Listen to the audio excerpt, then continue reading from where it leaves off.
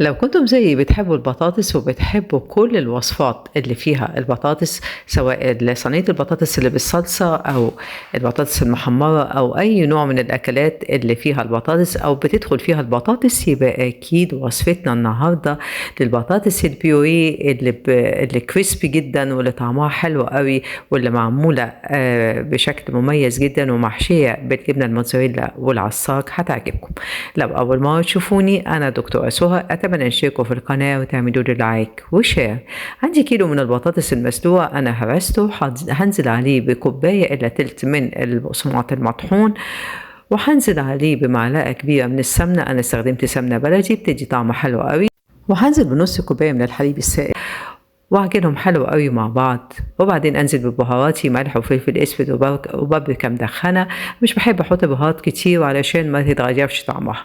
وهنزل بمعلقه صغيره من البيكنج باودر اللي بتخلي البطاطس بتاعتي هشه وما تبقاش مكتومه، وهعجنهم حلو قوي. في صينيه بقى مدهونه بالسمنه هنزل بنص كميه البطاطس او خليط البطاطس اللي انا عملته. هسويه كويس قوي وهحط عليه كيس نايلون واسويه بالمردانة او النشابة الصغيرة بالشكل ده عشان يبقى السطح بتاعها مظبوط ومتساوي كويس قوي. وبعدين هعمله من دي الجهة التانية علشان اضمن ان الطبقة اللي تحت تبقى متساوية حلو قوي ومظبوطة بالشكل اللي حضرتكم شايفينه ده. وبعدين هنزل بطبقة من الجبنة الموتزاريلا وطبقة من العصاج وبعدين طبقة تانية من الجبنة الموتزاريلا بالشكل ده، وابدأ احط الجزء التاني من البطاطس اللي حفيته بين ايديا كده واحطه فوق طبقة الحشو لحد ما يكتمل تماما. هحط بردك الكيس النايلون واضغط عليه كويس علشان السطح بتاعي يبقى متساوي حلو قوي وشكله حلو. وبعدين هنزل بمعلقه من البقسماط اغطي بيها الوش، وبعدين احط سمنه وادهنها بالفرشه كويس قوي. السمنه مع البقسماط بتدي طبقه كريسبي للبطاطس البيوري.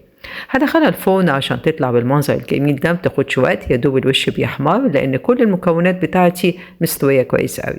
مش قادره اقول لكم قد ايه طعمها حلو قوي، قد ايه ريحتها حلوه قوي. خليط العصاج مع الجبنه الموتزاريلا بيدي طعم حلو جدا للعصاج.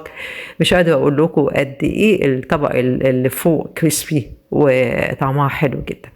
اتمنى لو عجبتكم وصفه صينيه البطاطس البيوري اللي باللحمه المفرومه والجبنه الموتزاريلا انكم تنفذوها واللي سطحها كريسبي وطعمه حلو قوي، وتكتبوا لي رايكم واسئلتكم في التعليقات لانها فعلا خارج الصندوق وتغيير شويه في الاكل. وبالهنا.